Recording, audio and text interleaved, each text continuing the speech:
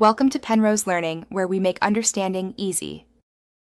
You'll start by opening Chrome and making a quick preparation choice. Decide whether you want to stay signed in. Once done, close or save any tabs you need because Incognito won't save browsing history or cookies after you close it. Make sure Chrome is updated so the feature works correctly and any bugs are patched. You're now ready to open an Incognito window. This is the first actionable step toward private browsing without changing system settings.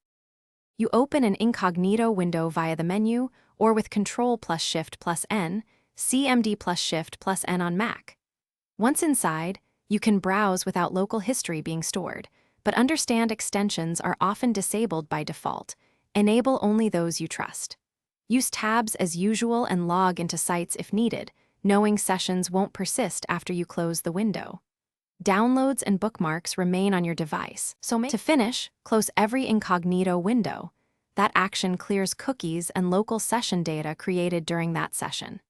If you still see saved history or signed-in states, make sure you didn't use a regular window or that an extension isn't recording activity. Disable extensions in Incognito under Chrome settings. If Incognito won't open or acts oddly, restart Chrome and check for updates. One key troubleshooting tip: disable suspicious extensions and try again, since they're a common source of privacy leaks.